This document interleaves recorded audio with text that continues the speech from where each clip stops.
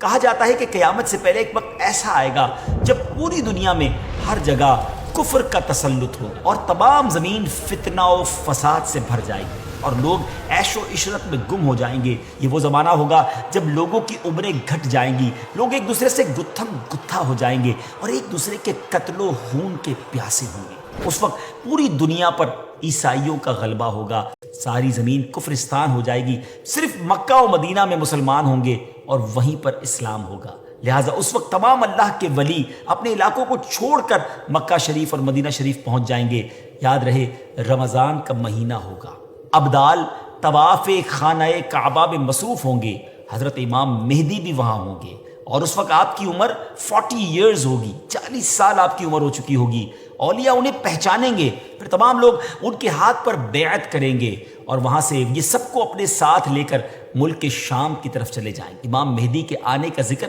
ایک دو حدیثوں میں نہیں بلکہ 200 سے لے کر 250 احادیث اور اقوال تابعین میں ملتا ہے۔ ام المومنین حضرت ام سلمہ رضی اللہ تعالیٰ عنہ روایت کرتی ہیں کہ میں نے رسول اللہ صلی اللہ تعالیٰ علیہ وسلم کو یہ فرماتے ہوئے سنا کہ آپ علیہ الصلوۃ والسلام نے فرمایا مہدی حق ہے، اور مزید آپ علیہ الصلوۃ والسلام نے فرمایا امام مہدی سیدہ فاطمہ الزہرا رضی اللہ تعالیٰ عنہا کی اولاد سے ہوں گے۔ بہت ہی اہم بات یہ ہے کہ مہدی آپ کا نام نہیں ہے بلکہ آپ کا لقب ہے۔ ان کی کچھ اور صفتیں بیان کرتے ہوئے اللہ عز و جل کے آخری نبی صلی اللہ تعالیٰ علیہ وسلم نے ارشاد فرمایا مہدی میری نسل سے ہوں گے، ان کی ناک پتلی اور بلند ہوگی اور پیشانی روشن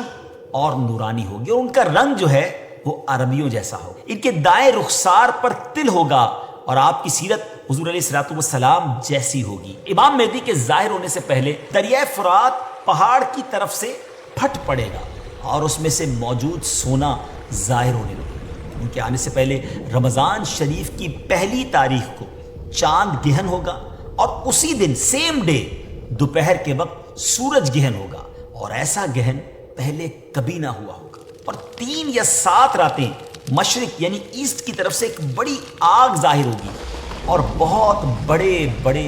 زلزلے ارتھ کویک بھی آئیں گے۔ امام مہدی کے آنے سے پہلے قسطنطنیہ شہر، جی ہاں جس کو آج ہم استنبول کہتے ہیں، ایک بار پھر غیر مسلموں کے ہاتھ میں چلا جائے گا۔ تو جب مکہ پاک میں تمام لوگ امام مہدی کے ہاتھ پر بیعت کر لیں گے تو پھر وہ وقت آئے گا کہ ایک بار پھر قسطنطنیہ، ایک بار پھر استنبول جو ہے مسلمانوں کو مل جائے گا۔ اور ابھی یہ معاملہ چل ہی رہا ہوگا کہ اتنے میں شور مچ جائے گا، آواز آئے گی کہ دجال آ گیا، دجال آ گیا، اور پھر امام مہدی یہ سن کر سب لوگوں کو لے کر ملک شام چلے جائیں گے۔ لیکن جب وہ وہاں پہنچیں گے تو پتہ چلے گا کہ یہ آواز شیطان کی تھی اور اس نے جھوٹ بولا تھا۔ لیکن امام مہدی کے شام پہنچنے کے بعد واقعی پھر دجال نکل آئے گا اور پھر امام مہدی اپنے لشکر کو لے کر وہیں محصور ہو جائیں گے، اور اتنے میں دجال پوری دنیا گھوم لے گا۔ رسول اللہ صلی اللہ علیہ وسلم نے فرمایا کہ دین کے کمزور ہو جانے کی حالت میں دجال نکلے گا، اور دجال سے متعلق تفصیلات بیان کرنے کے بعد آپ علیہ الصلوۃ والسلام نے فرمایا اس کے بعد عیسیٰ بن مریم علیہ الصلوۃ والسلام